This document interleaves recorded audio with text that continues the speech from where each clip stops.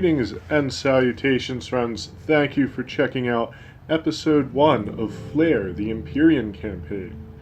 This is well, I was going to say it's free. It's actually, technically, they call it open source. This is an open source hack and slash action RPG. And we're going to roll a warrior. For some reason they call them brutes, but they also call them warriors. I'm not sure exactly how that works. And I saw some of the character portraits are kind of bizarre. Some of them are really good. I like this one, so we're going to go with this one. This is just a little background on the game. I tried to narrate this in other takes I did of this video, but I pre-recorded the gameplay and I went through the bits of text a little too fast.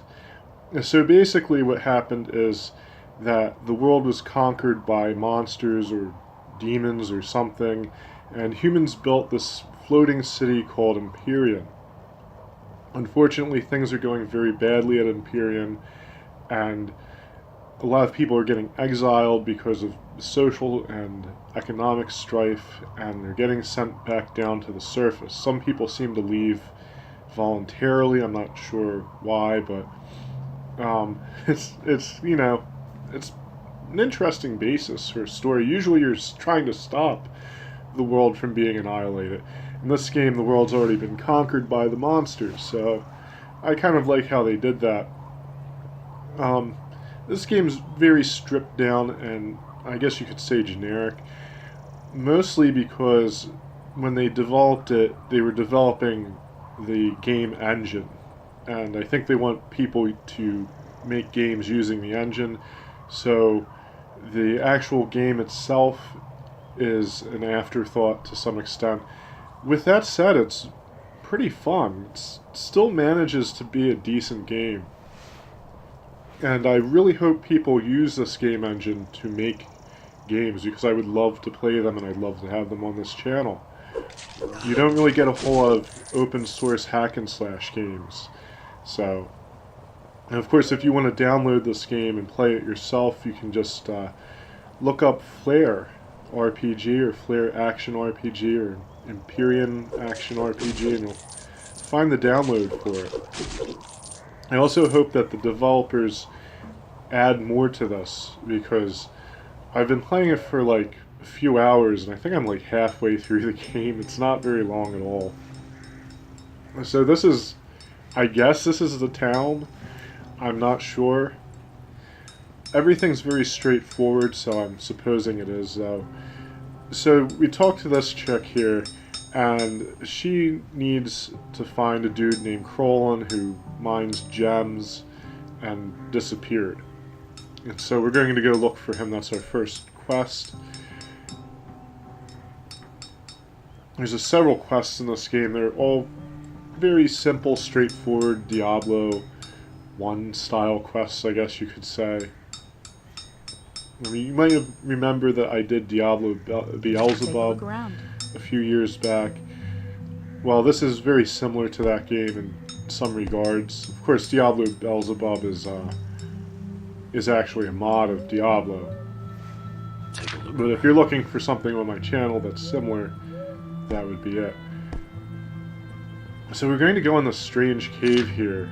But first we're going to look at these stats. You have 4 main stats. Each class has its own specialty. For the warrior or the brute, it is physical.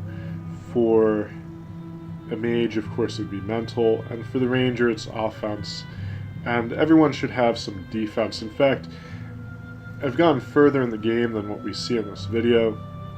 I'm beginning to think I might want to pump up my defense a little more, or put into some skills or something that help bolster it. I am writing a guide for this game.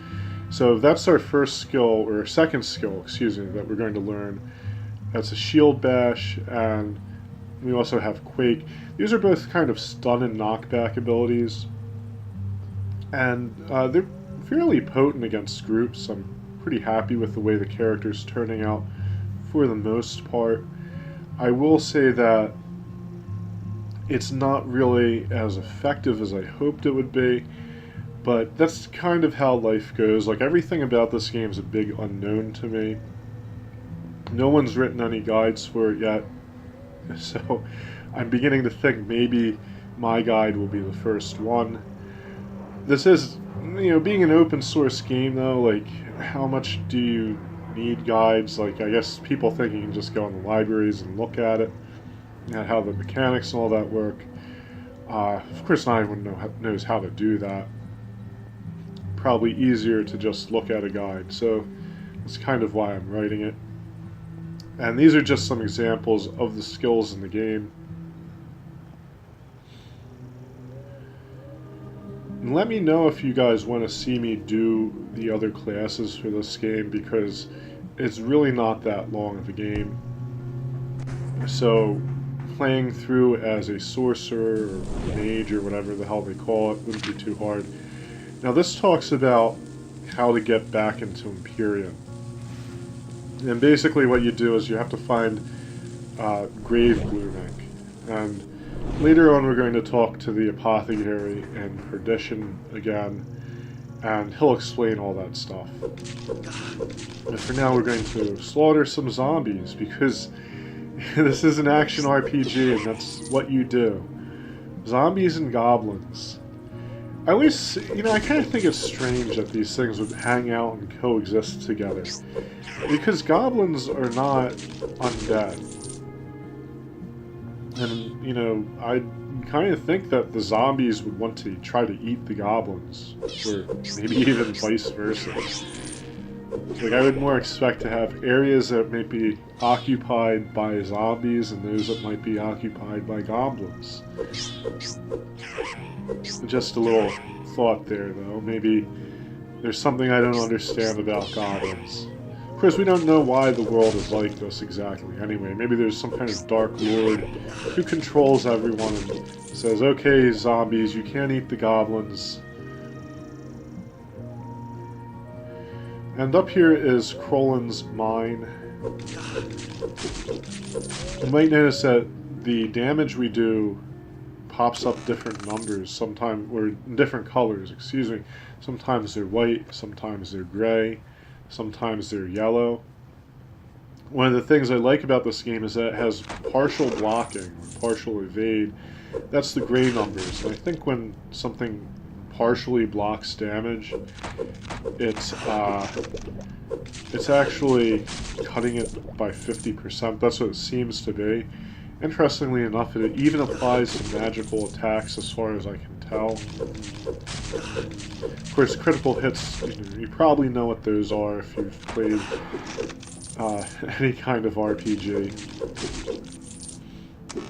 One of the things I want to do with this character, and I'm still not quite successful in doing so, is improving his accuracy so enemies can't partially block him as much.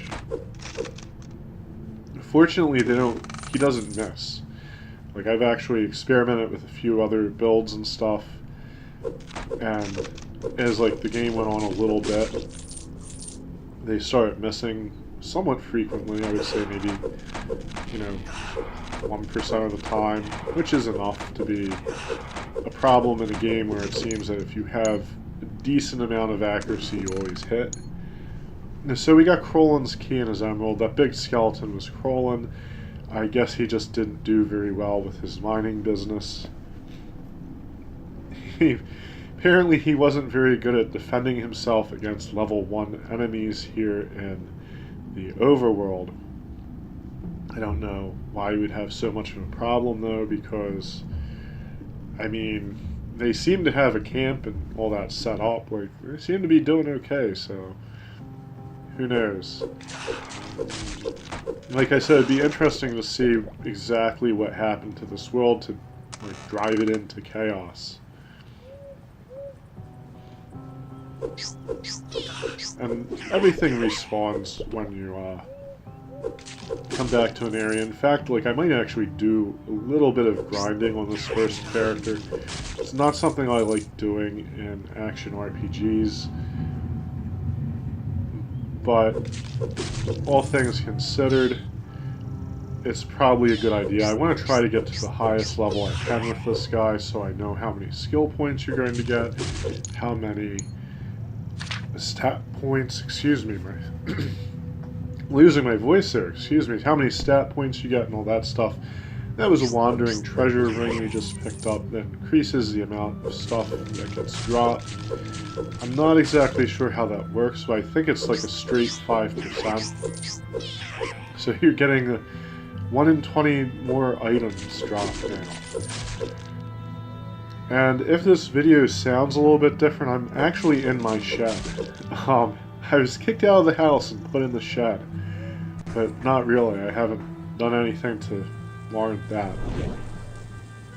Actually, it's a little noisy in my house right now. I usually try recording at night, but it was very noisy in my house last night, and I really want to get this video out, so I decided to record it out here in the shed where it's a little more quiet. Of course, there's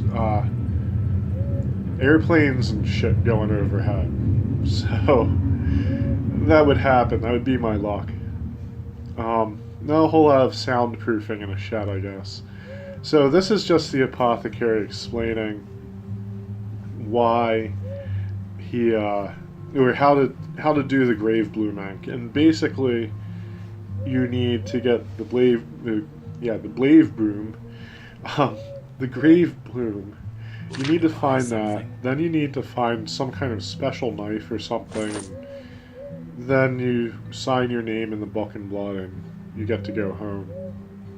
Now we're going to buy some scrolls. These things are tremendously useful. That's basically your generic town portal scroll. It's very nice because when you use it, it works instantaneously. So if you're in trouble, you can get the fuck out using that. We're also going to buy a zombie scroll. The zombies are very nice to have. They're not as crappy as you would think. And maybe not so useful for a fighter, but for the archer and the mage, they're good meat shields. And we just talked to her about Krolin, who's dead. She's going to give us a ring and some experience for finding his gem and his, looking to buy something? you know, undead, mutilated corpse, I guess. And we get another treasure ring. In my opinion, there's basically no reason to take those off, ever. I'm actually trying to find better versions of them. There's experience rings and gold rings as well, but you might as well just carry a treasure ring with you, because if you're getting extra gold, like this, you're better off getting the items, basically.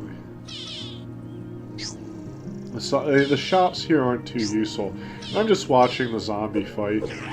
One cool thing about how these things work is, first of all, I think they inflict bleed damage, at least at higher levels, but they level up with you. So next time I summon a zombie and I'm level 2, the zombie is going to be level 2. It's going to have improved stats and all that happy crap. Like I said, it would be amazing to see someone who would be like really committed and has talent and all that good stuff to make a mod of this game. I know I keep talking about Diablo Beelzebub, but you know, someone like that guy did a great job on that mod, even though it's like not 100% complete. It was amazing. So, like, you know, someone like that making a game using this engine, you'd probably get something really superb. You know, you could have necromancers, and you can have all kinds of crazy skills. It all seems to be inherently put into the game. Of course, you have these assets here, so like whoever's making their game doesn't have to maybe add a whole lot of graphics and do all that stuff. Of course, the option's also out there, which is great. And I have to say, I actually like the graphics for this game. They remind me of like Baldur's Gate or something like that. I think that's what they were going for. It's kind of funny because I think they might have made this on like paint.net, which is something I use. It's actually a really nice paint program. It's also open source. But I think that's what they're using it for, because the effects on the portraits look like one of the effects on Paint.net. So that's kind of funny. And when we leveled up here, I put a lot of points to physical and a little bit to defense. I'm not sure if that's wise or not. And as you can see, I think that zombie actually inflicts bleed damage at level 1. We're going to learn Quake. One thing that I've found is that mana regeneration and mana are like a real sticking point for the warrior. And I imagine the ranger as well. I did use him a little bit. Or her. You can. That's one nice thing over Diablo too. Like, you can make your character pretty much however you want them. You have presets that you can choose from, but you know, they can be male, they can be female. You can have them look however you want them to, at least as far as the presets will let you. In fact, since this game is easily modded, you could probably even put your own portraits in, which would be hilarious if, like, you know, someone put like a picture of their own face or their ass or something, and that's their character. Maybe I'll do that. I don't think I'll take a picture of my ass. I don't want this to be a horror game. But yeah, that was a fun tangent. There's not a whole lot really that's very special going on right now, as you can see. But you can see that I burned through those magic points real fast. And what I'm going to try to do is invest in energy flow to mitigate that a bit. You can use potions, but I find that the mana potions are pretty weak. Like, they don't really give you a whole lot back. And if you're a warrior, you barely have any mana anyway. So you might want to use energy flow. It's a passive skill that increases your magic point pool and the rate at which it regenerates. So it's definitely worth having around. And there's one of those gold rings I was talking about. They're called wealth rings. I haven't seen any blues, and this game does seem to have a rarity system. Like, that's basically like most action RPGs. You have your whites, your purples. Well, it would be white, green, blue, purple, and then you have your unique items, which are kind of like that. It's almost like a bronze color, I guess. I did find one unique, and we'll see that later on. Of course, it's something the warrior can't use, but it seems that the game has a shared stash. So, if you put your unique item in there, I'm guessing any characters you make later on down the line can access it, which is cool. And they also have the foresight to put like level and stat requirements on the items, so you can't just give your level 1 character the ultimate sword of destruction and just kind of walk through the game. I mean, it doesn't matter so much anyway, because there's probably a lot of good shit you can give your character if you've gone through the game anyway. This isn't really a very hard game either. I would say I've seen people comment on it and say it's very easy. I'm thinking these people play a lot of hack and slash RPGs and are pretty skilled at them. I kind of tend to agree that this game is easy, but I think if you're not familiar with the genre, it might fall more into the category of average difficulty. Now, this guy who looks kind of like, I don't know, he looks very familiar. He looks like someone from an 80s, like, frat movie, like, you know, like one of those movies. But he lost his journal, and he wants us to go get it back. He looks like someone from Revenge of the Nerds. I think that's what I was trying to think of. So we're going to go into a cave and get his glove back. Yeah, get his journal back from some goblins. I don't know what's written in that journal that he doesn't want goblins reading. I didn't even know goblins could read or would have interest in a journal, but, you know, I guess they took over the world, so they can't be that stupid. And I was stupid, and instead of buying that blue dagger, I bought the green one, which, has a small damage bonus on it. I like how they did the equipment in this game. Most of it's tailored to your class and characters, so you don't find like a whole lot of useless shit. Ironically, I think that's part of what makes this game easy. Like, you're not going to find a sword with resist fire on it. It's just not going to happen as far as I have seen, which is, you know, great in a lot of ways, but at the same time, you're going to have good equipment. Like, if something blue or green drops, you can be 99% certain that it's an improvement on what you have, given that it's something that's for your class. So, you know, it's kind of like a double-edged sword. I think they should have made the drop rate for this kind of stuff and the appearance of it in the game shops maybe much lower, like way lower. Maybe made some of these things rewards for quests. You know, I would say, like, if you're going to go this kind of route, like, you make the drop rates like low enough that like people wouldn't get totally bored, but at the same time, you're not just giving these things out like candy. So, yeah, they didn't really succeed with that. Like I said, I don't know. The game seems to still be in development. Like, I looked at on the site, and as recently as September, there was a bug fix, and we're in November now. So that kind of gives me hope that the devs are kind of maybe working on this still, and, you know, want to do more with it. Of course, you know, maybe not. Now, that's the guy who has the journal. Now, I'm not really complaining either. I should make that clear. Like, this is a free game, so if you get a game that's free and isn't, like, filled with, like, viruses and ads and, you know, horrible shit like that, and it's actually kind of fun to play, well, you know, you had a good day. So I'm not complaining at all. I'm just expressing my admiration for the game, really. Just that I hope they do more with it. That would be great to see.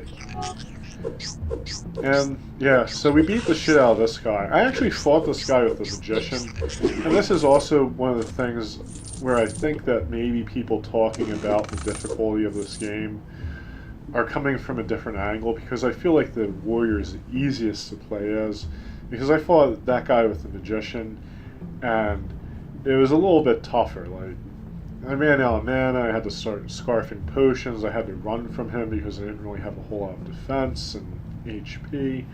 And you do get a magic shield, but he could punch through it pretty easily.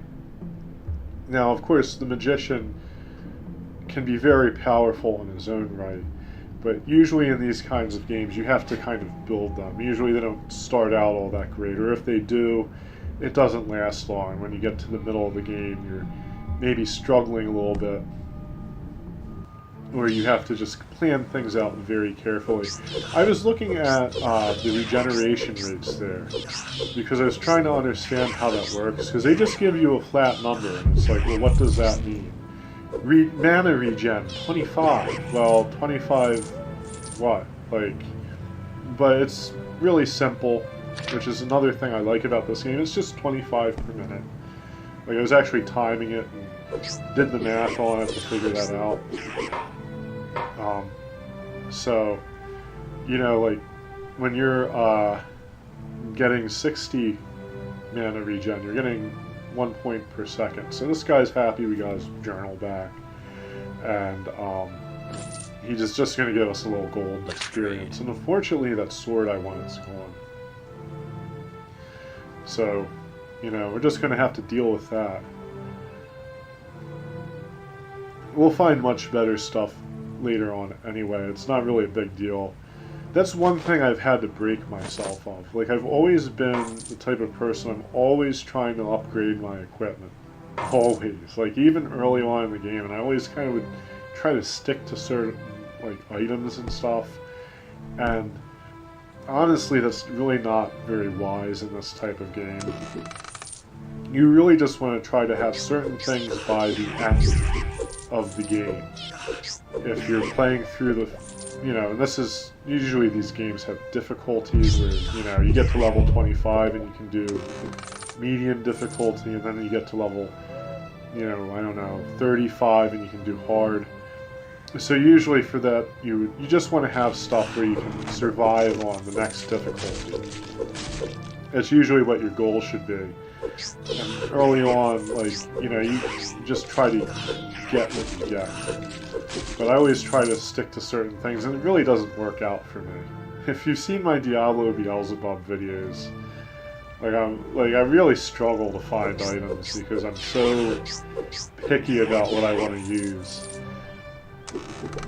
Very often, off screen, I have to do a lot of reloading. So that's it for this episode. Now, the next episode, we'll do a little more cool stuff. The game gets more interesting. We're going to learn Shield Bash and all that good stuff. So thank you so much for watching. Once again, this game is open source. That means it's totally free. You can just go on the site and download it. I promise you, I don't know these guys. They're not giving me anything to play this. I'm just very happy to see an open source game like this, and I want to see it get support and hopefully see it get more campaigns made for it and stuff like that. So thank you so much, guys. I will be back with more. Let me know what you thought of this game, and if you want more videos like this, if you want me to do the other classes and all that stuff. So until next time, good luck and happy gaming.